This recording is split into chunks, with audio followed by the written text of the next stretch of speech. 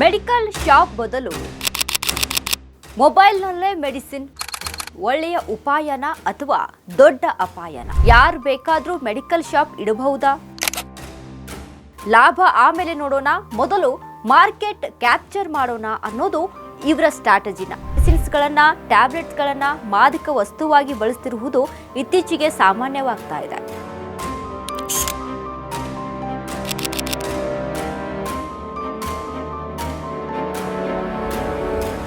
Medical shop ಬದಲು ಮೊಬೈಲ್ನಲ್ಲೇ medicine ಒಳ್ಳೆಯ ಉಪಾಯನ ಅಥವಾ ದೊಡ್ಡ ಅಪಾಯನ? ಸೂಪರ್ ಮಾರ್ಕೆಟ್ ಬಂದಾಗ ಇನ್ನು ಕಿರಾಣಿ ಸ್ಟೋರ್ಗಳ ಕತೆ ಮುಗೀತು ಅಂತ ತುಂಬಾ ಜನ ಅಂದ್ಕೊಂಡಿದ್ರು. ಆದರೆ ಕಿರಾಣಿ ಅಂಗಡಿಗಳಿಗೆ ನಿಜವಾದ ಹೊಡೆತ ಬಿದ್ದಿದ್ದು ಈ ಕ್ವಿಕ್ ಕಾಮರ್ಸ್ ಆ್ಯಪ್ಗಳು ಬಂದಾಗ. ಮೊನ್ನೆ ಒಬ್ಬ ಡೆಲಿವರಿ ಬಾಯ್ ವಿಡಿಯೋ ಮಾಡಿ ಒಂದು ಸತ್ಯ ಬಿಚ್ಚಿಟ್ಟಿದ್ದ. ಏನು ಅಂತ ಅಂದರೆ, ಬರೀ 20 ರೂಪಾಯಿಯ ವಾಟರ್ ಬಾಟಲ್ನ ಮನೆಗೆ ಡೆಲಿವರಿ ಮಾಡೋಕೆ ಕಂಪನಿ ಕಸ್ಟಮರ್ ಹತ್ರ 29 ರೂಪಾಯಿ ತಗೊಳುತ್ತೆ. ಆದರೆ ಅದೇ ಆರ್ಡರ್ ತಲುಪಿಸೋ ಡೆಲಿವರಿ ಬಾಯ್ಗೆ 85 ರೂಪಾಯಿ ಕೊಡುತ್ತೆ. ಹಾಗಾದ್ರೆ ಇದರ ಅಸಲಿಯತ್ತೇನು? ಮೊದಲು ಈ ವಿಡಿಯೋನ ನೋಡ್ಕೊಂಡು ಬನ್ನಿ. एक पानी का बोतल लेके गया था जो कि 20 रुपए का बिस्लरी का बोतल आता है ना, वो था. तो कस्टमर से मैंने पूछा कि इसका कितना पैसा देना पड़ा तुमको? तो बोलता है 29 रुपया. मतलब 29 रुपये में कस्टमर को दिया और उसका कंपनी ने मुझे कितना पे किया मालूम है? राइडर को कितना मिला? मतलब 20, 25, 45 और 40, टोटल 85 रुपीज मिला मुझे. 30 रुपए का पानी 30 रुपए में बेचा और राइडर को दिया उसने 85 रुपीज पे किया. बट उनका बिजनेस करने का तरीका भाई अलग ही लेवल का होता है. 20 रुपए का पानी कस्टमर को दिया 30 रुपए में और उसको पहुंचाने वाले को उसका 85 रुपीज उसको पे किया. पता नहीं कौन से सिस्टम से उसको क्या बेनिफिट हुआ और नहीं हुआ, वो तो कंपनी को ही पता रहेगा. ಯೋಚನೆ ಮಾಡಿ, ಇದರಲ್ಲಿ ಕಂಪನಿಗೆ ಲಾಭ ಎಲ್ಲಿದೆ? ಇಲ್ಲ, ಲಾಭ ಆಮೇಲೆ ನೋಡೋಣ, ಮೊದಲು ಮಾರ್ಕೆಟ್ ಕ್ಯಾಪ್ಚರ್ ಮಾಡೋಣ ಅನ್ನೋದು ಇವರ ಸ್ಟ್ರಾಟಜಿನ. ಹೊರಗಡೆಗಿಂತ ಕೋಟಿ ಕೋಟಿ ಇನ್ವೆಸ್ಟ್ಮೆಂಟ್ ತಂದು ಸುರಿದು ತಾವೇ ಸೃಷ್ಟಿಸಿಕೊಂಡಿರೋ ಒಂದು ರೇಸ್ನಲ್ಲಿ ಓಡ್ತಿರೋ ಈ ಆನ್ಲೈನ್ ಮಾರ್ಕೆಟ್ ಬಬಲ್ ಯಾವಾಗ ಒಡೆಯುತ್ತೋ ಗೊತ್ತಿಲ್ಲ. ಆದರೆ ಇವರು ಮಾರ್ಕೆಟ್ ಕ್ಯಾಪ್ಚರ್ ಮಾಡೋಕೆ ನಡೆಸ್ತಿರುವಂತಹ ಈ ದಂಡಯಾತ್ರೆ ವರ್ಷಗಳಿಂದ ಇದ್ದ ಸಣ್ಣ ಸಣ್ಣ ಸ್ಥಳೀಯ ಮಾರುಕಟ್ಟೆಗಳಿಗೆ ಕಾಡ್ಗಿಚ್ಚಿನ ತರಹ ಆವರಿಸಿಕೊಳ್ತಾ ಇದೆ.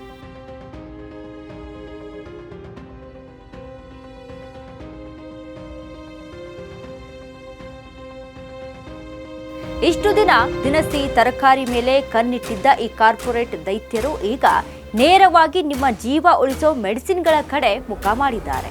ಇದೇ ಅಸಲಿ ಕಾರಣ ಇವತ್ತು ನಮ್ಮ ಸುತ್ತಮುತ್ತಲಿನ ಲೋಕಲ್ ಮೆಡಿಕಲ್ ಶಾಪ್ಗಳು ಬಾಗಿಲು ಮುಚ್ಚಿ ಪ್ರತಿಭಟನೆ ಮಾಡ್ತಿರೋದಕ್ಕೆ.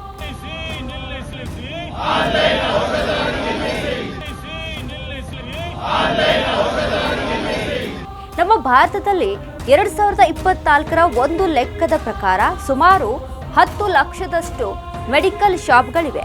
ಹಾಗಂತ ಯಾರು ಬೇಕಾದರೂ ಮೆಡಿಕಲ್ ಶಾಪ್ ಇಡಬಹುದಾ? ಇಲ್ಲ. ಮೆಡಿಕಲ್ ಶಾಪ್ ತೆರೆಯಲು ಡ್ರಗ್ ಲೈಸೆನ್ಸ್, ಶಾಪ್ ಮತ್ತು ಎಸ್ಟಾಬ್ಲಿಷ್ಮೆಂಟ್ ಲೈಸೆನ್ಸ್ ಮತ್ತು ಫಾರ್ಮಸಿ ಲೈಸೆನ್ಸ್ ಕಡ್ಡಾಯ. ಅಲ್ಲದೆ ಶಾಪ್ ಮಾಲೀಕರು ಅಥವಾ ನೇಮಕಗೊಂಡ ಫಾರ್ಮಸಿಸ್ಟ್ ಬಿ ಫಾರ್ಮ್ ಅಥವಾ ಎಂ ಫಾರ್ಮ್ ಪದವೀಧರರಾಗಿರಬೇಕು. ನಮ್ಮ ಕರ್ನಾಟಕದಲ್ಲಿ ಸರಿಸುಮಾರು 26,000 ಮೆಡಿಕಲ್ ಶಾಪ್ಗಳಿವೆ. ಇನ್ನು ಇವರಿಗೆ ಕಾಂಪಿಟೇಷನ್ ಆಗಿ ಅಪೋಲೋ, ಮೆಡ್ ಪ್ಲಸ್ ಅನ್ನೋ ದೊಡ್ಡ ದೊಡ್ಡ ಬ್ರಾಂಚ್ಗಳು ಶುರುವಾಗಿದೆ. ಮತ್ತು ಸರ್ಕಾರದ ಔಷಧಿ ಕೂಡ ಜೆನರಿಕ್ ಮೆಡಿಸಿನ್ಸ್ ಕೊಡೋದ್ರಿಂದ ಜನರಿಗೆ ಸಹಾಯ ಆದ್ರೂ ಇವರಿಗೆ ಬೇಸರವೂ ಉಂಟು ಮಾಡಿತ್ತು. ಈಗ ಈ ಆ್ಯಪ್ಗಳಲ್ಲಿ ಮೆಡಿಸಿನ್ ಸಿಕ್ಕರೆ ನಮ್ಮ ಕಥೆ ಏನು ಅಂತ ಈ ಬಂದ್ಗೆ ಇಳಿದಿದ್ದಾರೆ.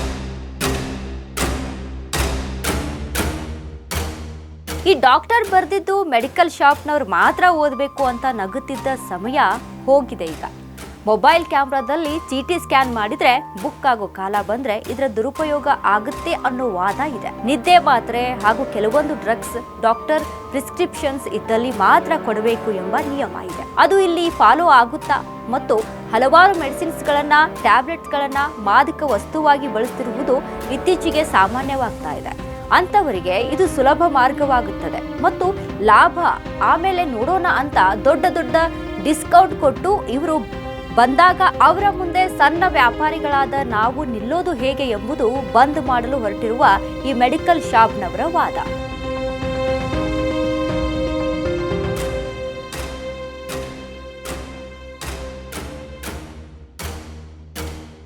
ಮೊನ್ನೆ ದಿಲೀಪ್ ರಾಜ್ ಅವರ ಹಾರ್ಟ್ ಅಟ್ಯಾಕ್ನಿಂದ ಸಾವಾದಾಗ ಅನೇಕ ಮೆಡಿಸಿನ್ಸ್ ಬೇಕಾದ ಸಮಯದಲ್ಲಿ ಬೇಕಾದ ಜಾಗದಲ್ಲಿ ಸಿಕ್ಕರೆ ಎಷ್ಟೋ ಪ್ರಾಣಗಳು ಉಳಿಯುತ್ತವೆ ಅನ್ನೋ ಮಾತುಗಳು ಕೇಳಿ ಬಂದಿದ್ವು. ಹಾಗೂ ಟೈರ್ 2 ಮತ್ತು ಟೈರ್ 3 ಸಿಟಿಯಲ್ಲೇ ಹತ್ತಿರದಲ್ಲಿ ಒಮ್ಮೊಮ್ಮೆ ಮೆಡಿಕಲ್ ಶಾಪ್ ಸಿಗೋದಿಲ್ಲ.